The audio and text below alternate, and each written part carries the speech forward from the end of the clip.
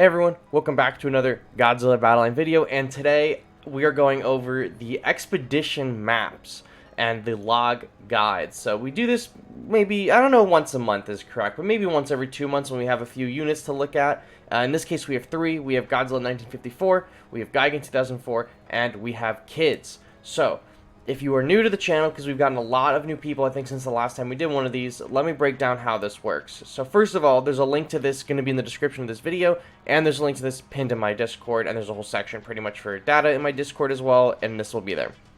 Next, there's a lot of boxes here with a lot of lines, and it can be very overwhelming. I have a key, like a guide up here. So the first two entries will be red and blue always, these ones up here.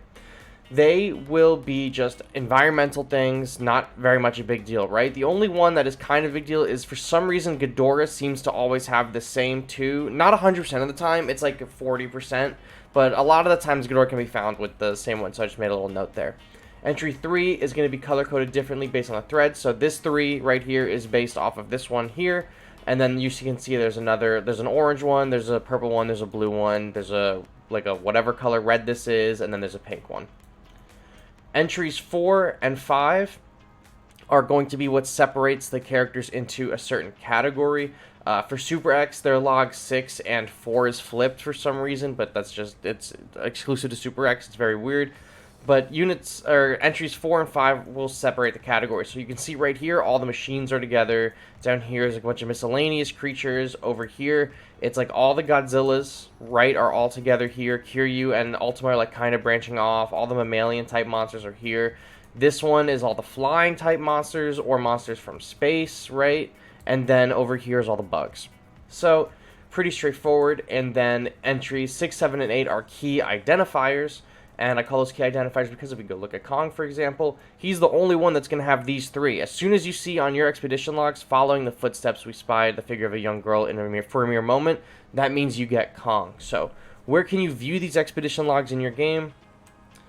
Right over here in your expedition area, like in your maps part of your game, you can see these expedition logs right on top of where your maps are, where there's like an actual map up there, right, of the world. You can see these logs there, and you might have just thought this was random text or whatever, but there's actually stories that go along, and each character has their own unique story at these three sections here, and then, you know, these are the identifiers, this is what's separating the category, and then this is the unit. So this is what it would look like in the game, this is the description for Burning Godzilla, and then you would get him, right? So there's your example. But let's get to it, starting with Godzilla 1954. We'll go in order, 1954, then we'll do Kids, and then we'll do Gigan. Because that's the order they were released. Basically, the general public, you could get Gigan and Kids on the same day, but a majority of players got Gigan on the third day of this season, so we're going to do it like that. So, Godzilla 1954, right here at the very bottom, he's grouped in with the other Godzillas, right? 3 legendary Godzillas right here, and then a 3-star for Godzilla 1984, or 1954, I'm sorry, we'll follow this all the way up, right? So in addition to footprints, there is a sign of a thick, heavy tail being dragged behind. Now, this is common thread between most of the Godzillas and Mechagodzilla right here. Where you see we have this little section, swings up, brings you to Mechagodzilla. This stems from the pathways, giant footprints, right here. We have discovered colossal footprints, not giant, stamp firmly into the ground. A thorough search will be conducted in the hopes of locating more. And that will bring you to, like, all of these monsters, blah, blah, blah, and they all branch off. But once you get to the addition of footprints, there are signs of thick, heavy tail being dragged across the ground. That is a sign that you're going to get one of these 5 characters, Mechagodzilla included. So you have a chance to get Mechagodzilla, G89, but more importantly, these 3. So what are the key identifiers for 1954? You will begin to know, right, on his 7th log, if it is him. So there is an exception to the rule, obviously, like this branches off into several other characters, but this will identify Godzilla. Any of the Godzillas, right? So, his key identifiers is we followed a path towards the top of a mountain. Now, if you're familiar with the original movie, you know exactly where this is headed. Suddenly, the head of a colossal creature appeared above the ridge. Peering down at us, it let out a deafening roar. So, pretty much one-for-one mentioning and referencing his appearance in the movie, where he's appearing over the mountain ridge. It's a very iconic scene. So if you see this, it can only be Godzilla 1954. Those are his key identifiers right there. He obviously shares a 6th entry with these other characters, but once you see this, if you have a legendary map, it could only be one of these three, right? And technically, G21 was taken out of the game, so it can only be one of these two, but a lot of people are seeing G21 still in the maps, and I don't understand why, so just for reasonable purposes, let's just say if you see this, in addition to footprints that are signs of a thick, heavy tail being dragged across the ground behind them, and you got a legendary map, it's one of these three. Next is Kids. Kids is all the way over here with the machines, so the Kids line starts with a silver light briefly flashes through the sky above us. We gather our surroundings. We're in a hurry, right? Continuing our search for the source of the light, we hear a loud noise up ahead. Could there be some kind of facility in this place? So this large silver light is mentioning like a building or facility of some kind. Not to be confused with Godzilla Ultimas, who has, we arrived at the location where the roar came from. The creature responsible for the noise was emitting a pale light into the sky. Not the same. That's for Ultima. This is for all the machines. Right, this one is for Super X. Continuing our search, we hear a loud voice up ahead, noise up ahead, whatever. We're ignoring that for now. Could there be some kind of facility in this place? Now we know that we're getting a mechanical unit. Relying on our ears to guide us, we investigate our surroundings. Now this branches off, obviously, into all of these. But Super X is over here with a unique line. There we found a strange silver object to our great surprise. It disappeared in the blink of an eye. Perhaps it was a daydream. Thinking as such, we continued with our search. Then a strange mechanical sound rang out. The silver object we observed the other day suddenly appeared again. This time, as unbelievable as it may sound, a person emerged from inside. And that will get you the new Kids ship right here. So these three lines, starting with there, we found a strange silver object. To our great surprise, it disappeared in the blink of an eye. That means you are going to get Kids, right? So that will mean 100% this path will be getting followed. And it's worth mentioning that obviously you're not going to get logs for every unit in your expedition, especially if you open a gold expedition. There's 6 units in there.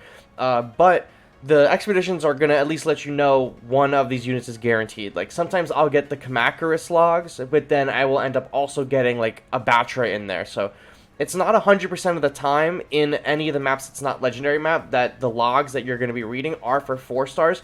There's still a possibility of 4 stars in those maps, but I don't know how it determines which logs to read. But that's just how it goes. Next. Although I think it does go in form of rarity, but I've definitely gotten 4 stars in there while the gold ones are in there. But that's neither here nor there. That's still something we're figuring out. Let's go to Gigan 04, right? Here's Gigan 04. He connects to... Progressing further, we came across some kind of crash site. It was clear something of astronomical proportions had fallen from a great height, and this is for all the flyers, pretty much, and all of the space monsters, for the most part. But, in a connection to that, we have, as we continued our pursuit, we heard a booming roar from the direction the figure had flown.